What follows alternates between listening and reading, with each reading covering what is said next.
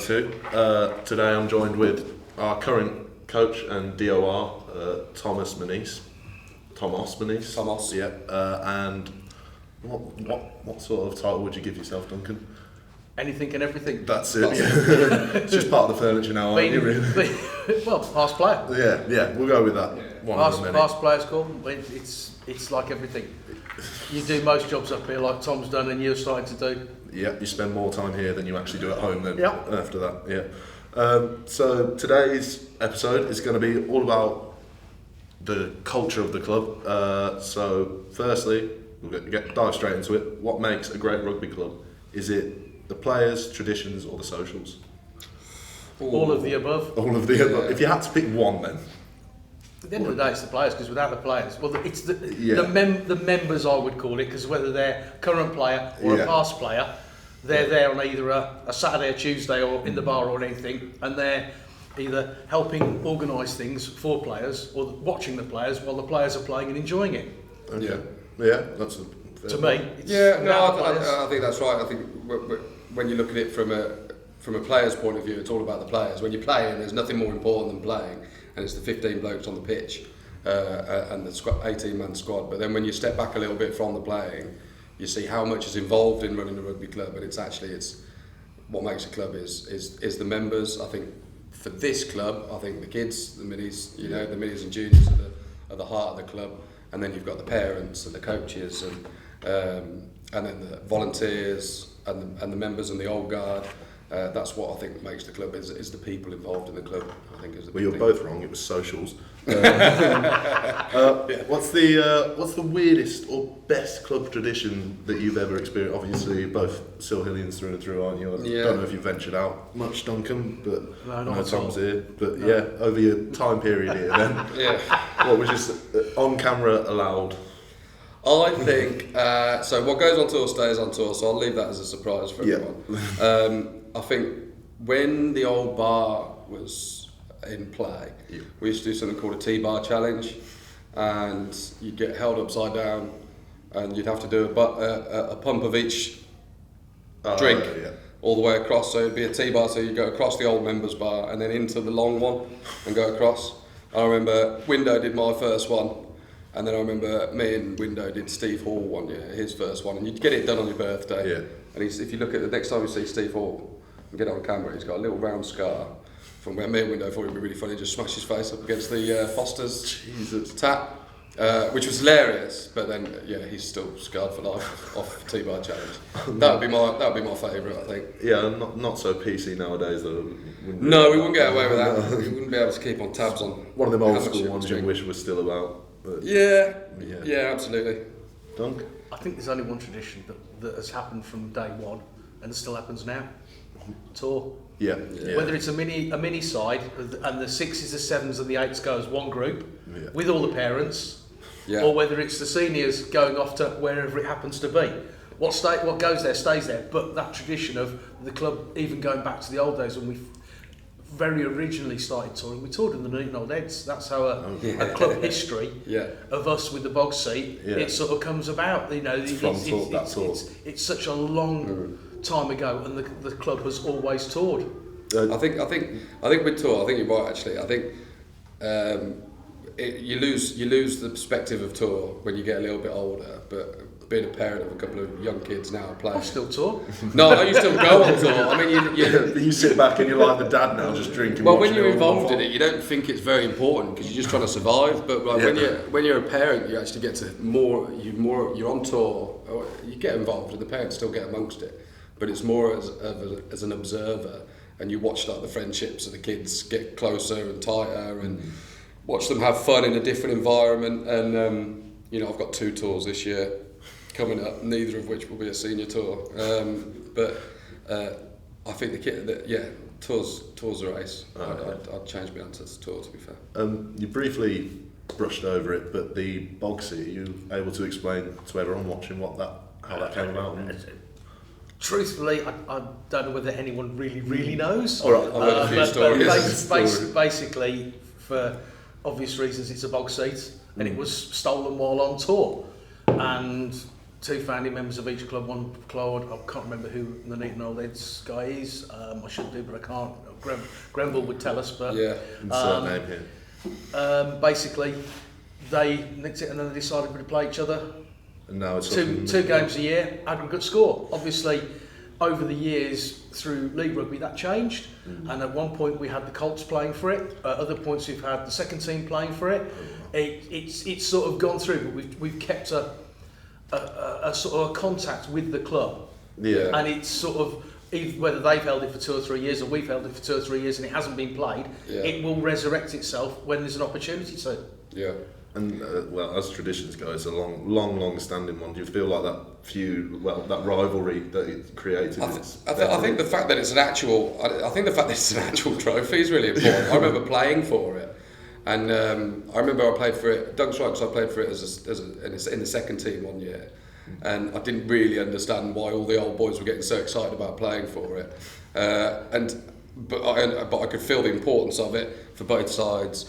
And then it was the first thing that we played for when me and Beachy took over, was the box seat, and I was desperate to win it, and trying to get over the importance to the lads how important the box seat was really difficult, because we had all these kind of ambitions of playing at a higher level and getting promoted through the leagues, and then to start talking about a box seat trophy was a little bit surreal, really. But actually, it's a weird thing where as soon as it happens, people just buy into it. And we won it last, so it's still on the wall, but we haven't played for it for a couple of years, actually. It's probably something we should look at for... It's always that great thing when the new person comes by. Oh, that's a box seat trophy. Yeah, but it's not actually a toilet seat. Yep. It is. It is very much a toilet seat. So, for the competition we'll carry on the box seat theme, because I love the box seat. We had a great game. I think we just about stole it, didn't we? Yeah, we did. A couple of years ago. Do you think... How have we balanced that in a serious competitive game or more of a social club culture? Because that specifically, it was always serious when you were on the pitch, but the idea of it just being a toilet seat is like... I think if you ask the older players, if you go back to sort of my era and before, and close to sort of that, and especially when we didn't have leagues, there's 3 games that were a challenge in the season. And when I mean that is, you played the Neaton Old Heads to the box seat. Yeah. You played Solihull on Boxing Day, and you played Bath Old Heads on Good Friday. Oh wow! And that was sort of, those are the 3. Yes, we wanted to win every game, but those are the 3 games you really, really wanted to win. Yeah, they meant something to you above all. We played Warwickshire Cup and this, that, and the other. Yeah. But from my perspective of growing up and coming through the club, those are the 3 most sort of... Yeah. You wanted to win the box seat, and it meant everything to... We played lots of other teams as well during the year. Everything was a friendly. It wasn't, but it was. It didn't mean anything whether you won or lost. No, but it's... Whereas those things meant something. Yeah. If you won it, you got something. It's the Wedgbury Cup for Solihull, and then we had a cup for Bath Old Heads that transferred every year. Yeah. So what you're saying is the box seat just completely trumps you going to the final for the Tetley's Boys in 99. It doesn't trump it, because it's another thing. But by the time we got to 99, we were playing League Rugby. And that year, the aim was to win the league. Yeah. And on the back of it, yes, we were playing well. Yes, we were there, and we ended up at Twickenham. But we'd set out to improve, and we, for the first time, had a coach. Yeah. What year was the coaches? Up until that point... I mean, leagues. Sorry? What year did the leagues come in? Was it 99? Because I think I went on a bit of a rabbit hole of looking through this. 1993, 2? Really? That? Jesus. 2, 3? It's half a decade before I was born. Because Alan Elliott was the first skipper to get promoted. Yeah. And I was the first skipper to get relegated. Which was great when I was pressed to be able to say to Beachy, I'm glad you can join the club. Yeah. So, but basically, we went up that year. Yeah. Previous to that, and then that year we went, if we want to improve, we need to have a coach. Yeah. And we got, not players in, but we got a nucleus of players that we felt that we could do something with. Yeah. And we got a coach in, and everyone bought into it. And we'd got, like we have had in current times, 30 people training. Yeah. And it's only having that camaraderie of those people involved that gets the buzz going. Yeah. So obviously that's the past view of it.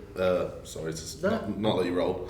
The current view of it. Do you think like that sort of competition would bring in more people into the club? I think whatever way you look at it, rugby's a competitive sport. Even if you're playing a friendly, you can't play rugby. I mean, you can play for fun. That sounds awful, but you can't play without being competitive because of the level of physicality and the aggression involved. You need to want to win, and you need to want that. You need to want to put your body on the line, and to put your body on the line, you need a certain amount of competitiveness, and you need a reason to do that. Yeah. I think what it comes down to, the reason you're going to put your body on the line is your mates with you and the blokes you're playing with, but also a competition brings those players in because people want to win things. I remember watching the 99 team play, and I wanted to play. It made me want to play. Yeah. I was like, well, I want to play first team at the Sils. I'd never considered playing first team rugby before the 99. I was just playing for the Sils. That was my rugby club. Yeah. But then the whole club kind of got brought into this massive, achievement and things that we were doing in 1999. And I remember watching the semi-final at home, and the pitch was layered with people. That was probably to come out of the change room on that day. Yeah. And all four sides of the pitch were full, and 3 or 4 deep. Yeah. It was. I mean, we hadn't got. It was all post and rail. We hadn't got any other side. None of the side pitches were up. Yeah. It was just bits of rope going down on stakes. Yeah. But the coming out of the changing rooms and just hitting that, it was incredible. Well, the whole club got excited, and I remember just thinking, well, now I want to play first team. So it's not so much bringing people in. I think it's more giving the kids something to aspire to and want to play. Because I don't remember the first team before '99. I don't remember ever really having any sort. I remember going to see Woodrush first team because that was my dad's club, and then I came to play here, and never come and watch the first team until that happened. So I think with competition and winning things, that gives something. Kids especially love winning things. Love a trophy, love something to achieve. And my club did this, my team did this. So that breeds a bit of a something for the kids to look. So they understand that there is a first team, and that's your path at Sils, is that you play minis and juniors. You go through a little stage of wobbleness when you decide that you want to go and get education, and then you come back and you play the first team rugby. So I think that's what competition's about. I think that's why we want to progress in the leagues. That's why we want to win things, is to give a clear pathway. Like, this is what you guys can do.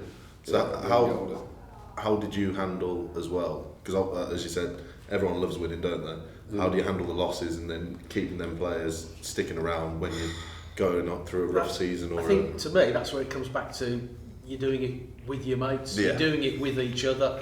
They're people you've played with for X amount of years. The one thing that, in the early 80s, we were running, as we are now, 1.5, 2 sides. 2 sides when everyone's available, no problem. We were in a bit of the doldrums, as they say, but it comes round. We ended up with 4 sides, by the 90s. Yeah.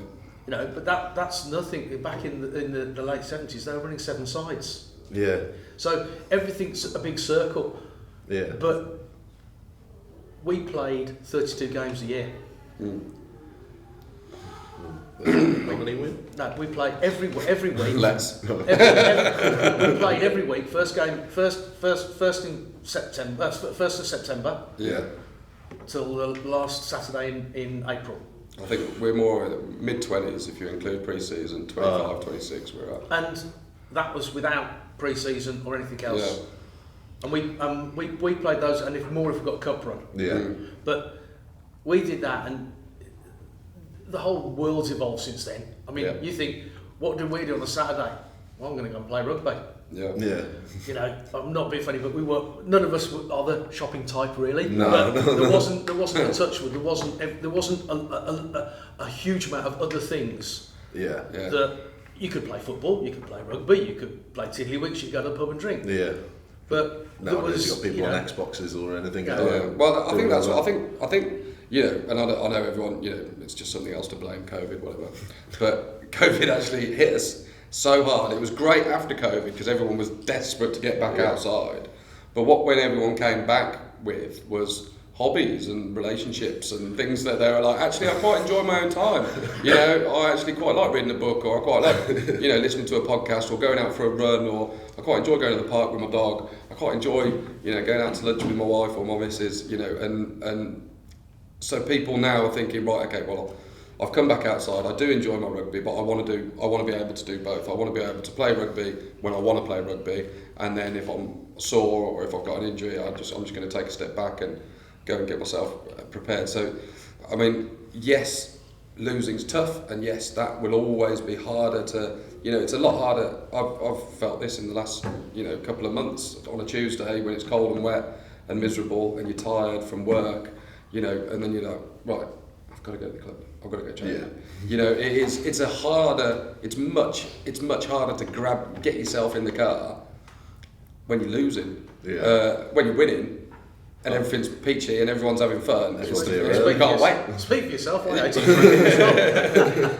couldn't wait. But when you're losing, it's a harder decision to make. And those other options, you know, that book or that bath, look like a really nice warm house a wet field. Yeah, they look like that looks lovely, you know, and it's a lot more appealing. So it's a really difficult, and so it comes down to character, and like Duncan said, not wanting to let your mates down, and those are the things where we're I don't think we're struggling now. I was just doing selection before this, and we're looking good for Saturday, and we've still got a really, really good, strong squad of players here, which we're really fortunate for. Yeah, you know, even when we're losing, and we've lost a few games on the trot, but it just makes those decisions that little bit harder, and it makes that getting here just that little bit more challenging. Yeah. But that's where resilience comes in, and you know, our values come in, and that forces your hand a little bit. It is hard when you're losing. Oh yeah, really. When Webby was skipper in mid-80s, we won 5 games in a season. Yeah. A 32-game season or a 30-game season. Yeah. But I tell you what, we still every Saturday, win or lose, we were together. Yeah. Yeah. You might not have all 15, you know, the 98, 99, 2000. You got 14 or 15 lads out every Saturday, purple patch. Yeah, yeah. But even back in the mid-80s, you'd back to the club. And you'd be here, and you'd be here till 8 o'clock, 9 o'clock. Yeah. Mm. And I think that's what held us together at the time. Yeah. And it's different things and different time and different eras in effect. Yeah. You know, nowadays it might be that the lads have a social once a month, and that's what keeps them together. It might be that they do this, that, and the other. Yeah. You know, so you say if socials are important, they could well be now. Yeah. You know, we did have socials, but every Saturday. I mean, it's only social. There were 4 or 5 that every Tuesday went for a curry after training. And you know, it's just different things. Yeah. Times change. Top athletes, go training, and well, I've earned 3 pints and a curry. Yeah. So with like that old school and like the traditions of that and the modern new, what everyone's doing nowadays, do you feel like there's a bit of a tension between that?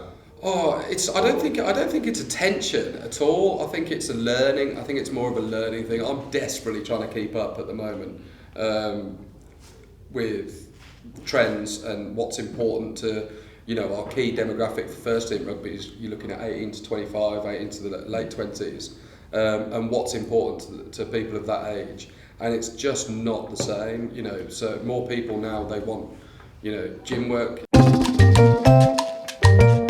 So I was looking at, there's something there, and it's assembly bangers, so it's a load of people my age, between 35 and 50, who are going out, getting on it, and singing like Shine Jesus Shine. And it's that clubs and nightclubs have got to try and start keeping, because this is the demographic that still goes out on it, and still goes out on the sesh, because it's our generation, that's what was important to us, was going out. It's not that important now. You know, people want to recover properly, they want to eat properly, they want to go to the gym, so, you know, a massive part of getting that gym built was just as a recruitment tool and a retention tool because being fit and healthy is really, really important to people now. Yeah. Which we were fit and healthy. Yoga pots on you. Well, that's it. I mean, like rugby was your fitness, wasn't it? It was.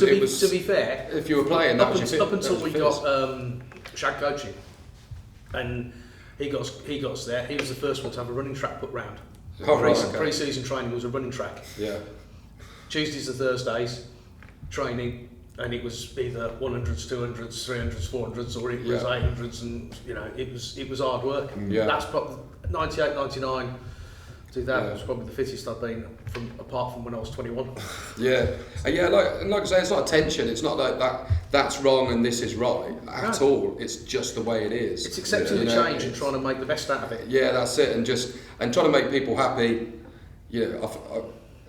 Trying to encourage people to enjoy themselves in the environment that we provide. So, and if that's fitness, if that's health and fitness, then we'll try our best to kind of like provide that. I think we're set up to provide the old school ways. We've got a bar just over there which serves loads of different drinks, and we've got Knoll High Street down the road which has got a couple of curry houses, and so it'd be far easier if that was still the way, because it's a really good place. It's a good location. So we've got to kind of like adapt and overcome those challenges and try and stick with the new generation. Also, the technologies have changed. Yeah, that's right. I mean, every Saturday, our job, we collected subs. Mm-hmm. So it was back in the day. It was £2.50 or £3. I can't remember what it was now. Yeah. But you collected those. So through rotation, there's the book. You've got a selection book. Subs, tick. You're available. Yes. You're training. Yes. Yeah. And because there was a commitment there. If you said yes, you didn't let them down. No. Yeah. Of course. And there wasn't mobile phones around. Yeah. There wasn't all this other stuff on your Facebook, your Insta, all that stuff. I've not thought about that. It's easy to bail out now, isn't it? On a Saturday, you've got an app and you can just tick not available. On a Saturday, it was, are you available next Saturday? Are you training and you're available? You got anything on? No, so you're available then. Okay. Yeah. It was a fait accompli, but the outside influences weren't necessarily there, and also how easy is it just to go, I can't play this week. I've got someone in my ear going, we should do this and that. All right. Yeah, that's interesting. I haven't actually thought about it like that. Conversations, it's a harder thing to say to someone. To I can't play. Why Absolutely, not? Why can't you play? I need you. I might be doing something. Well, so you're available then, really? Yeah. That's not being nasty. Maybe I should just turn my phone off. But I think that's changed it a lot. Yeah, absolutely, mate. Yeah. No, I agree that I haven't actually thought about technology in that way before. That it's a bit in that respect that it's a negative in the way that it's easy to turn it down. I think it's just easier. It makes your life easier because you're contacting a lot of people very quickly as well. Yeah. And if someone wasn't playing Saturday, the captain, I used to, when I was skipper, Sunday or Monday, I'd spend on the phone chasing people who hadn't played on the Saturday because I hadn't seen them. Yeah. And then you were trying to get them for the following. Are you available this Saturday? Are you going to come training? Yeah. Once you got them back in again, but if someone was injured, you didn't know whether they were available or not. Yeah. And if they didn't come up here, the only way to contact them was through the phone. And if you go back before that, they used to send postcards out, but that's really old. I think Windows sent me a picture of one. I think Arnie had a picture of a post, like a card, and you did it through the post. You've been selected. They used to do selection. You have been selected for X team. Yeah. Meeting at the club at this time. Yeah. And if you can't, it's your responsibility to contact. Oh, wow. Otherwise, so basically, you're playing unless you contact us, and we're expecting you there. So it's more of an effort to. It's more of an effort to cancel. Yeah, it's more of an effort to bail than it is just to play. That's but good. I like that. As I say, that when we stopped sending posts out and everything, and it became a Saturday job. Yeah, maybe there's a learning point there somewhere. If you can't play, you've got to find me. Yeah.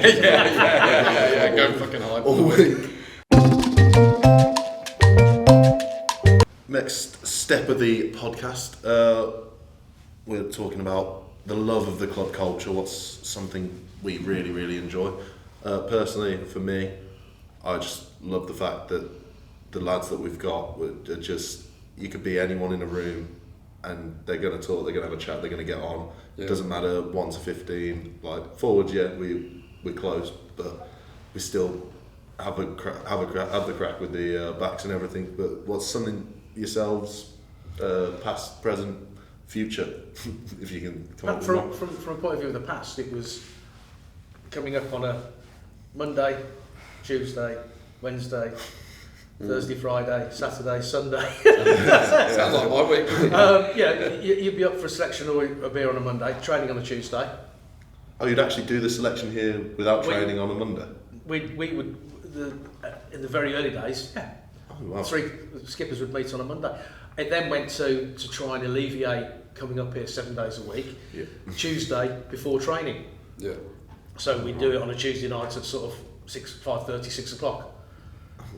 And that was basically do selection. You could go out there and run it through and do whatever. Yeah. And it used to get announced on a Thursday, generally. It still gets announced on Thursday.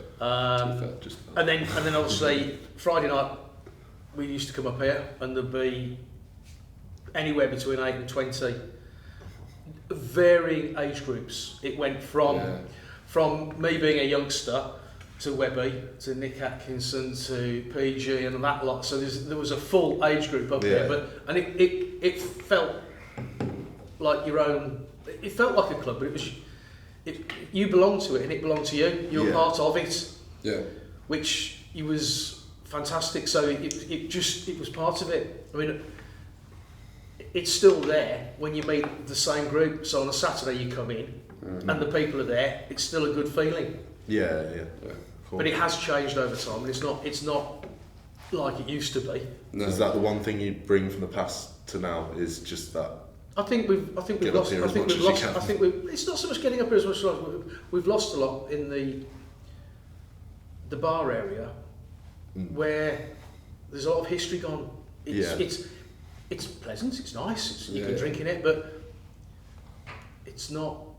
Our social space. It's not. Yeah, but the old members' lounge wasn't social space because it had nothing in it. Yeah. But the club room on a Saturday after the game and on a whatever did. Yeah. So I think it's like in it. You feel as though it's you're part of it. It's part of you. It's the club. Yeah, that's one of the reasons we did all this was because it was also new and everything. We wanted to make this a little bit more like our space and somewhere which is a little bit more rugby orientated. I think culture for me was, I played at this club for a long time because I felt like I owed people because, I was away, I was working in London and around the world and I would come back because I felt like I owed my coaches from my junior times and I felt like I owed, I'd have Steve also on the phone trying to, give me in the week and I'd be like, all right, fine, I'll drive from London or I'll drive from Suffolk, I'll come play. That man's not changed, has he? No, God, he hasn't, no, he's still at it.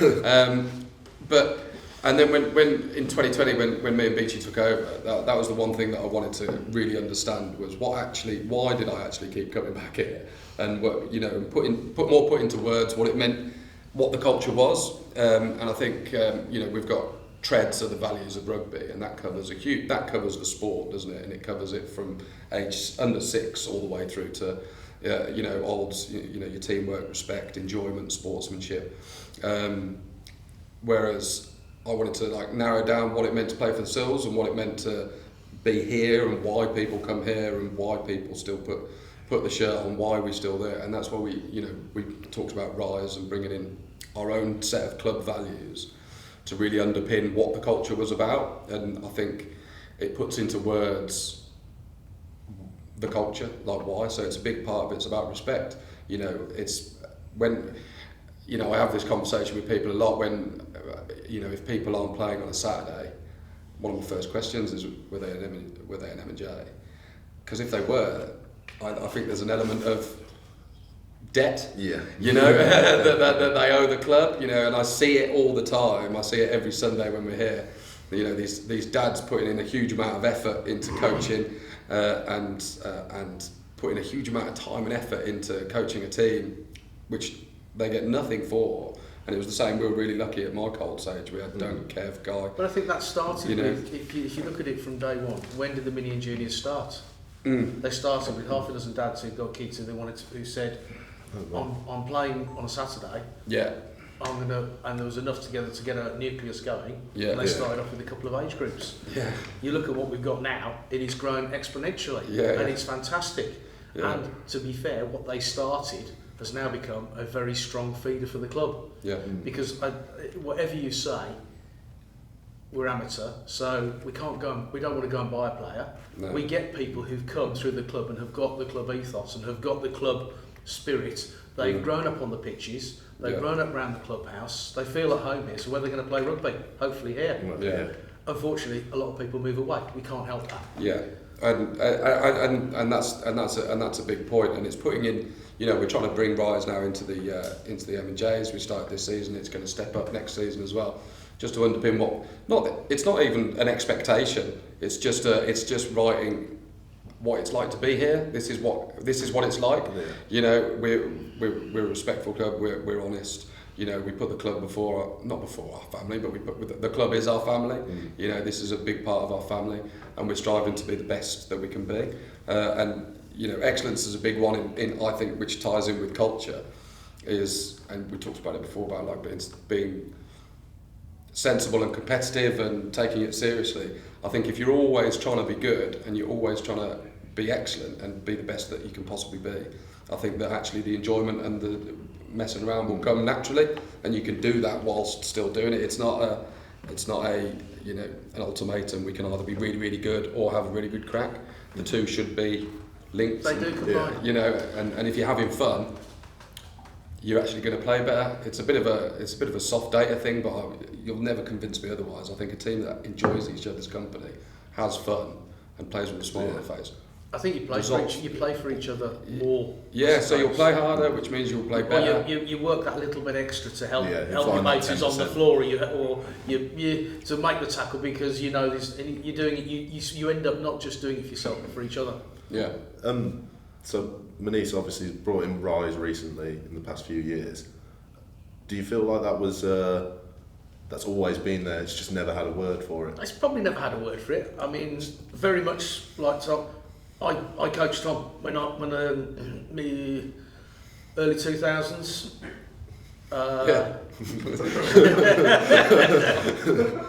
About 5 years ago.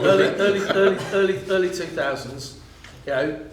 We'd got some of the parents came across and said, "Look, can we have a few lads?" And there was Waif, there was Guy Pattison, there was myself, there was Glutz, there was Tarquin. We had about 7 or 8. We looked at it and said, "What do you want?" And we took a side each for the season. Yeah. So we came up every single Sunday and coached them and went to the away games with them. Yeah. And we won the Droitwich Plate Cup. Yeah, and that was the North Mids Cup. The North Mids Cup we won with them. Yeah. We took them on tour to Ireland. We took them on tour to Harrogate. And that was introducing them to senior rugby at the age of 14, 15. And their first tour to Ireland at under 18s, which we sold as an under 19s tour because they don't have under 18s over there. Yeah. And of course, because we're for under 19s, we must all be 18. Yeah. So we're allowed to have a beer, aren't we? Yeah, of course. Yeah, worked out well. So that worked out quite well for us. Yeah. But we went over there and played games. Yeah. And we had a great time.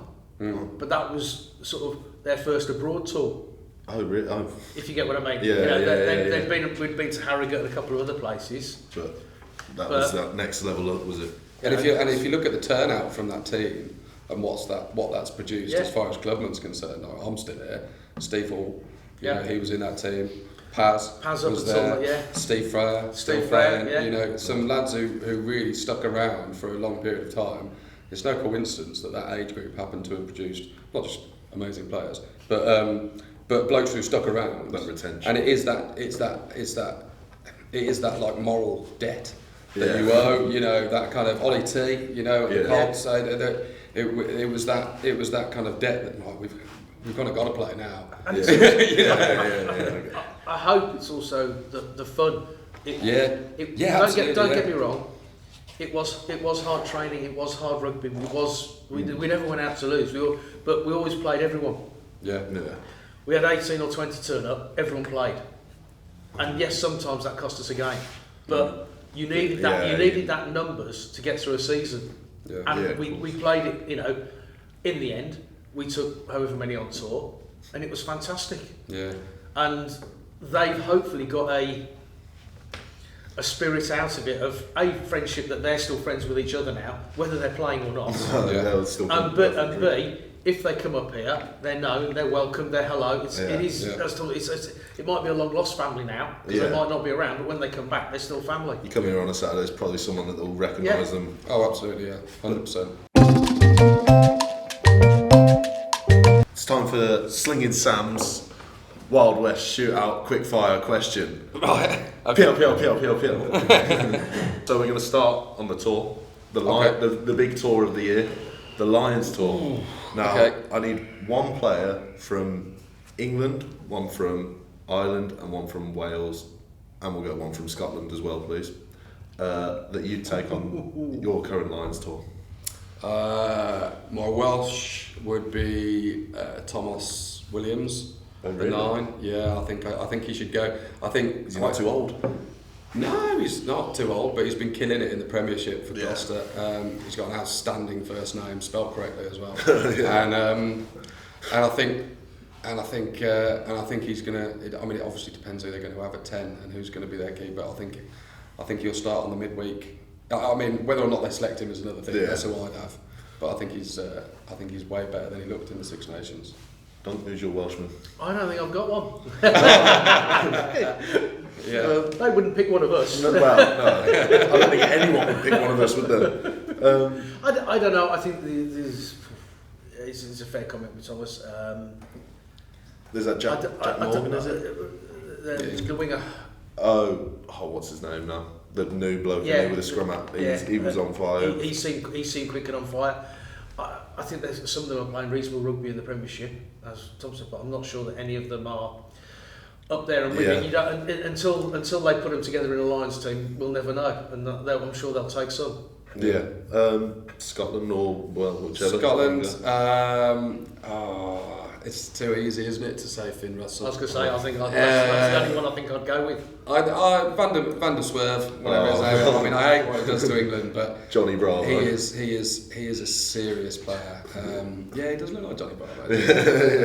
No, I'd have Van der Swerve would be my Scotsman. I think it's Finn. You go straight to the Finn. I know it's obvious, as Tom said, but I think it's... Is it obvious though? Because he didn't really... He tried to do a bit of flair in the Six Nations, but I don't think anything really stood out for me for him.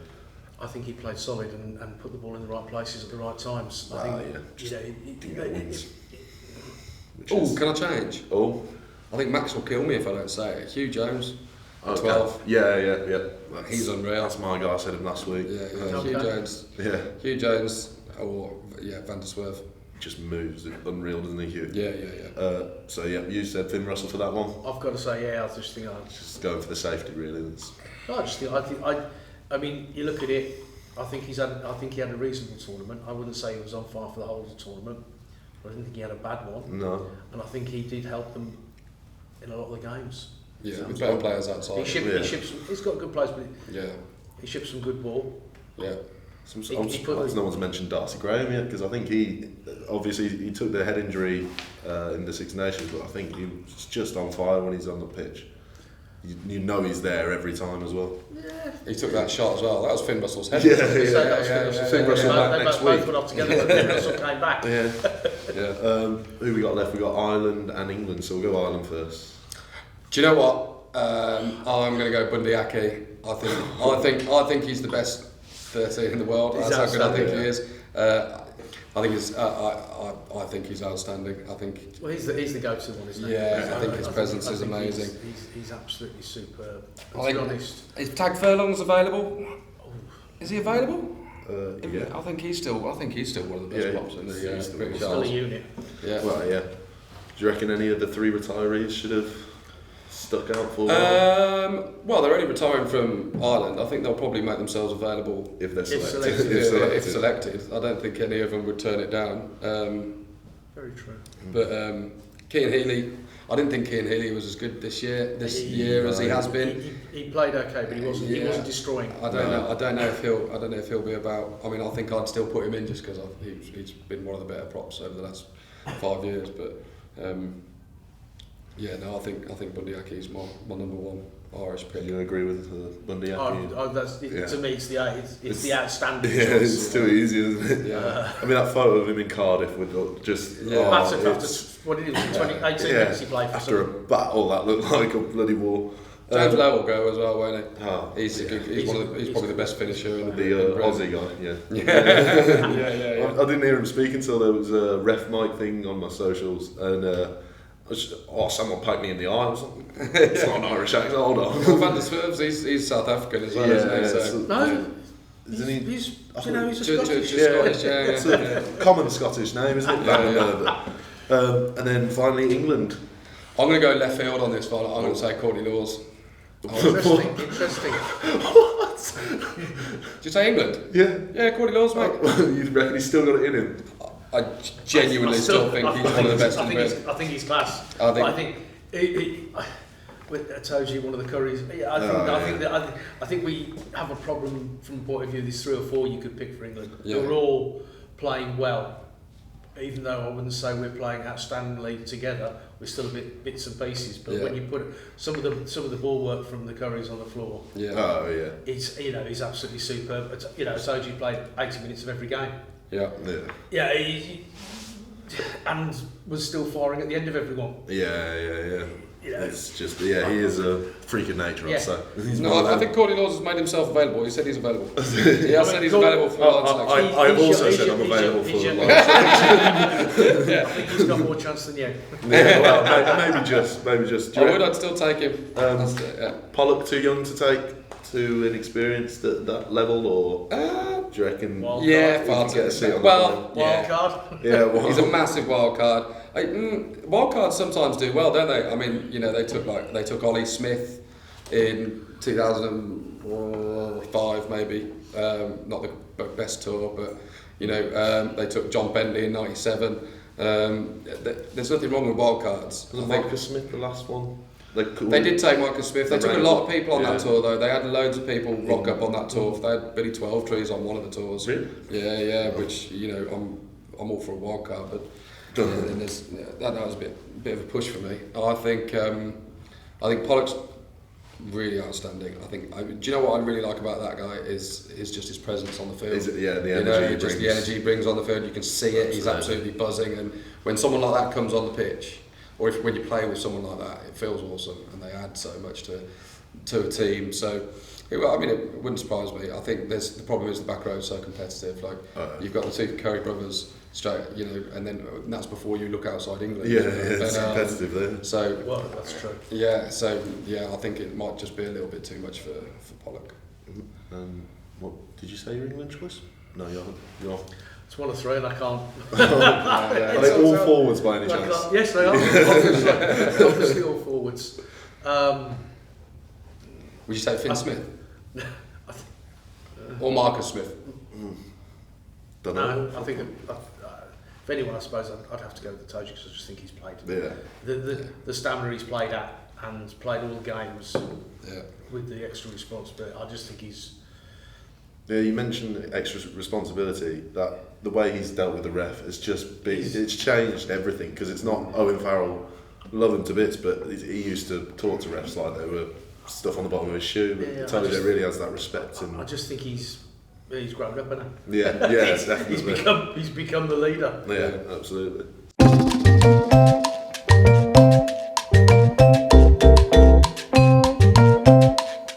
Who from the current first team at Sil Hillians would make the best coach? Ooh, that's a really anyone can question. pipe up first. I've got to be honest. He's already there. Who played last week, didn't they? Oh, yeah. I don't think there's another answer. You can't not say Rob, really, Rob played last week, so I'm sorry. He's played Rob. I think outside of Rod, obviously, I think we've got a real good contingent of senior players at the moment. Steve. I think Fred's got a really, really, really good rugby brain when he wants to use it. I think. And he really does know what he's on about. I think Matty Lee could offer something for us. Where if he stays around, he's not gallivanting abroad. Yeah, it's got to be Rod, but yeah, Steve would be my choice after Rod. For this season, what's been your best moment? I think. It's a really good question, that is, because we've actually had some really good moments. I know that initial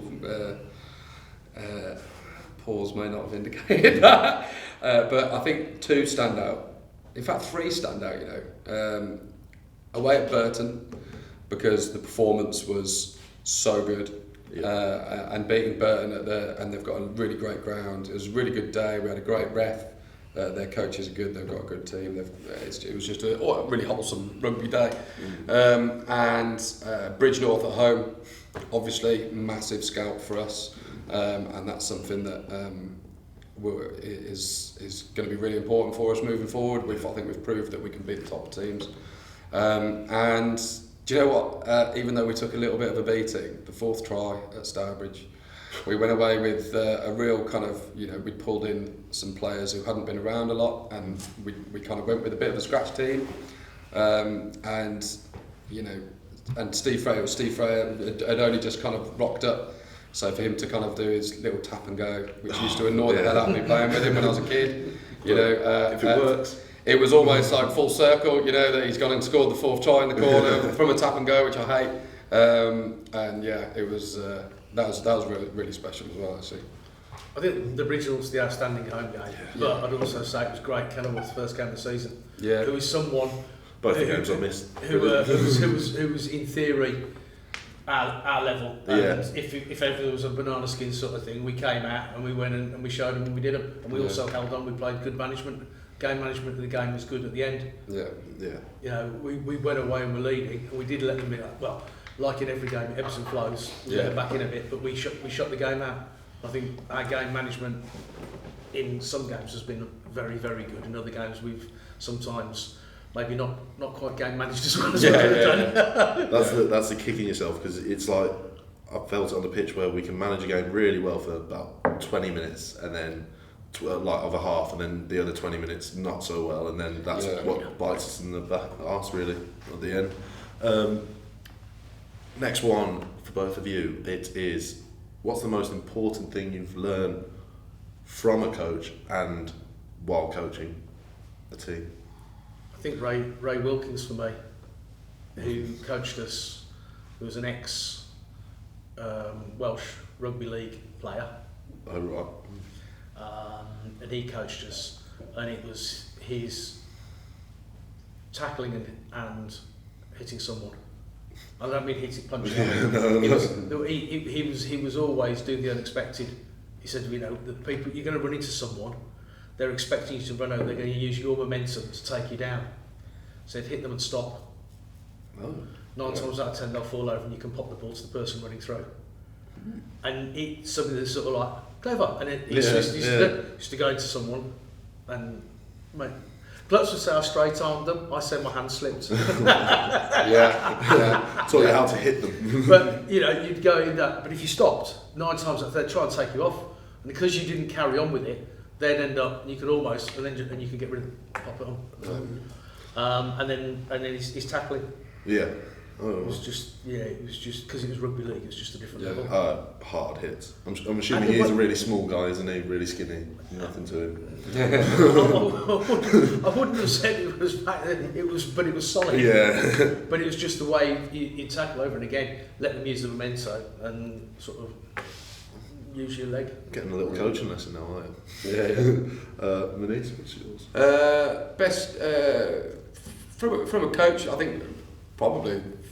The first coach anybody has is their dad. And I remember my old man taking me to the park, and he used to boot the ball up in the air and say, just keep, do you know what he used to say? Keep your eye on the ball, and keep your eye on the ball. And I think I've said it to you, and I think I've said it to Barry, and it was under the high ball, catching the high ball, which I then progressed into my game when I played. And being able to catch the ball above your head, being able to catch the ball in different positions, it's not always going to land exactly where you want it. So I think keeping your eye on the ball, I think that is the best piece of advice for almost any sport, isn't it? Keep your eye on the ball. Yeah. That's probably the thing that I try and pass on as much as I can, but obviously it's a real basic skill, isn't it? It's like one of the first ones, but I genuinely literally the first thing you learn. It's like the first thing you learn, isn't it? Keep your eye on the ball. But I still think about it and I still say it. I find myself saying a lot of really basic stuff, but I think the basics are what you forget when you suddenly start playing at a really high level. Things like targets up, hands up, follow the ball, all those little things are the things that you forget about because you're trying to think 10 steps ahead. So sometimes you can forget to do something like keep your eye on the ball, which is because you're too busy looking about what's going to happen. Well, can't believe you didn't say it. Me coaching you then. Yeah. Couldn't do it with him sat right.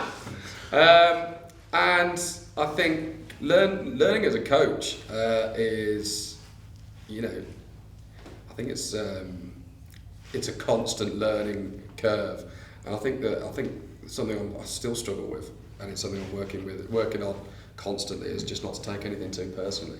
I think when I started, if we had a bad performance, I kind of took it as a personal insult that I wasn't doing a good job, and I was really, really hard on myself. I'm trying to be less kind of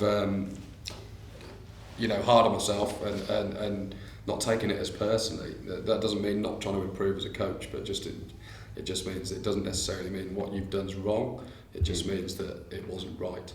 It's a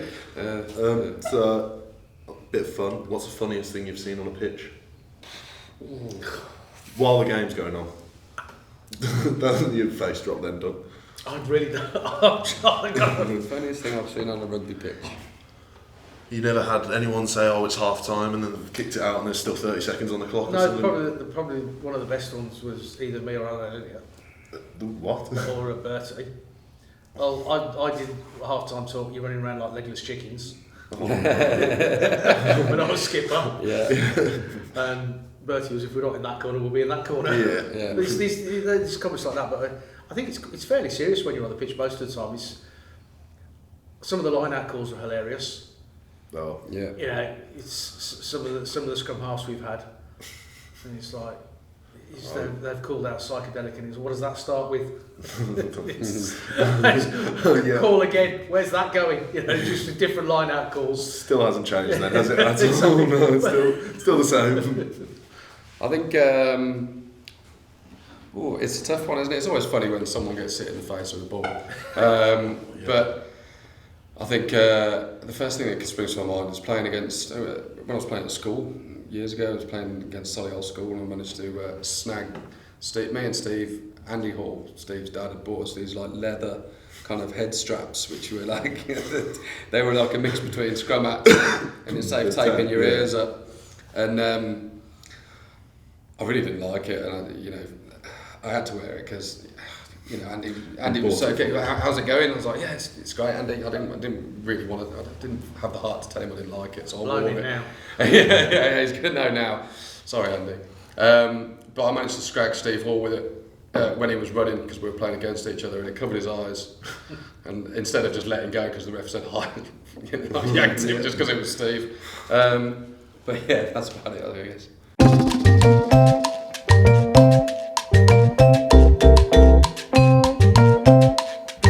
What have we learned from this?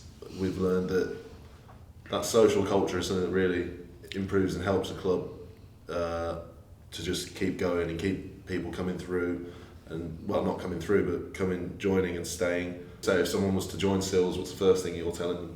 Oh, just get involved. Yeah, get involved. Just enjoy yourself. Enjoy yourself. Just get involved. What can you? Yeah. Some people come.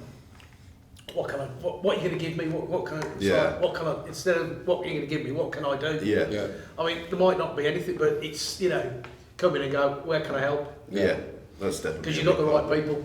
Yeah. Absolutely. Someone coming in and go, oh, where do I do this, or how do I get that, or what's that? It's always, no, we're a club, we all do it together. Yeah. Well, on that note then, if you could let us know in the comments what makes your club cultures so special. DM us your best club tradition if you've got any, and follow us on all the socials: Twitter, Instagram. What else is there? Toptic, I imagine. What else is there? The bar. The bar. Just tell us at the bar. If you enjoyed this episode, please subscribe and leave a like, comment. Thank you.